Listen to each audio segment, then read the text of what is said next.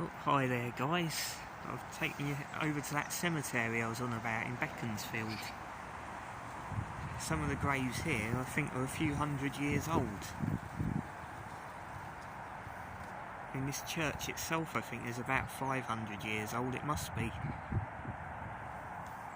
Let's go and have a look around here and see what we can discover.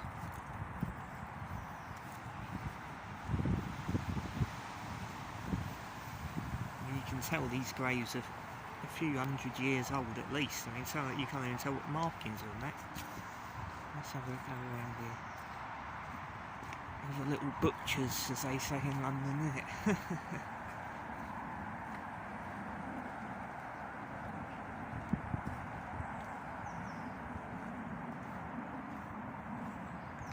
There's some very, very old graves here, guys. And that one's, what's that from? That's quite a new one, of the newer ones though, 1913. Of James Hind, I think. That's the name of that person. Let's have a go over here and see what we can find.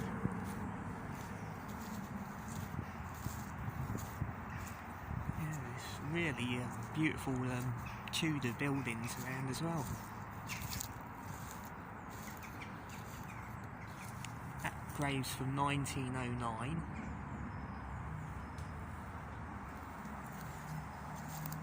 There's one there from 1888. And there's a lovely McLaren sports car just leaving, guys.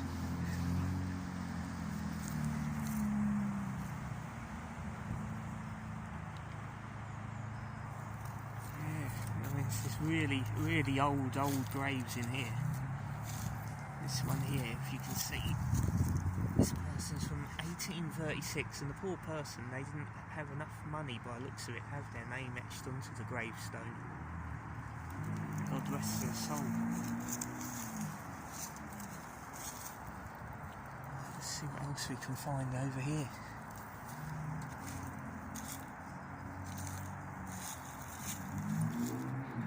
Some really old graves over here, guys. Again, from the 1800s in this section of the cemetery. And that grave there, there's not even, I mean, you can tell it's just so old, there's just nothing really left there. I can't even tell the actual name on there enough. I think June Thompson, but I can't be sure.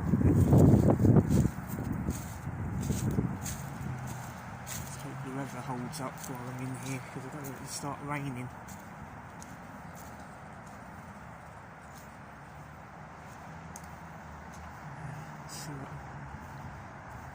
I swear when I was in here last I see some graves were from like the 1600s. There are still newer graves over that way.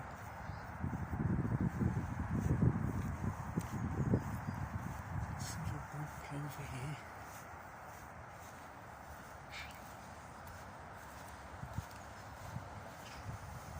I've no idea what the date is on these graves, because again they're just so old and weathered that you can't even look at this. I mean, there's just hardly anything left.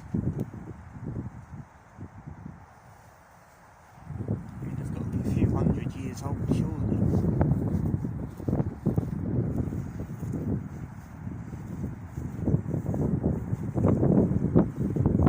It's a very, very old grave again over this way. 1817. Sorry about the wind as well, guys. British weather. Can never get it perfect, can we? But this church, I mean, as I say, it's got to be a few hundred years old at least.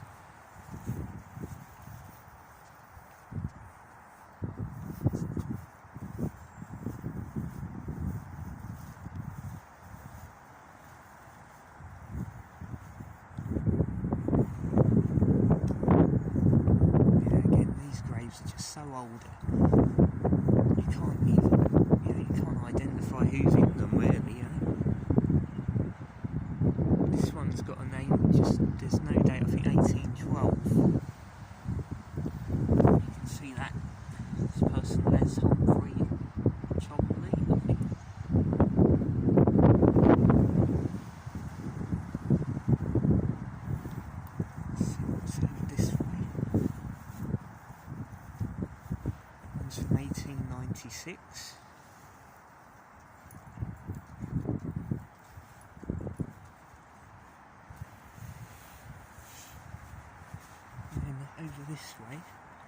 There's some really huge graves that are going back a long time. Probably of someone of importance, I'm guessing. There we are, Edward I, Baron Burnham of Hall Barn, in the county of Buckingham, and of the Daily Telegraph, Fleet Street in the City of London, born 1833, died 1916. And then here's another one, Harry Lawson Webster, Lawson Viscount. I'm guessing he was a knight, sounds that 1933, that one's for. Yeah, it's amazing, the history, and no one really knows much about this church, you know. You wouldn't think in Beaconsfield town you'd have such history lying around. This grave here, for example, 1805, William Marshall. Only 16 years, and is buried with someone else as well, I'm guessing of the same family. It was 89 when they went in 1864.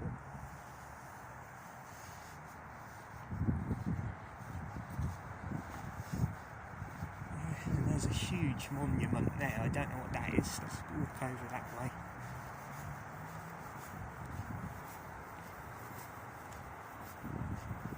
Get through that, accidentally treading near any graves, don't want to disrespect anyone.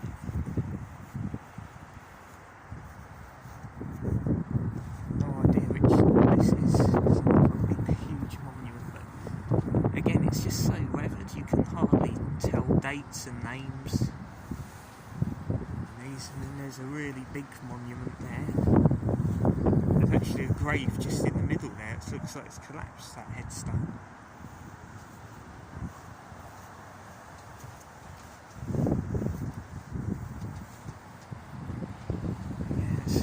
No idea, well, there is writing on there but I just can't read it, it's so old.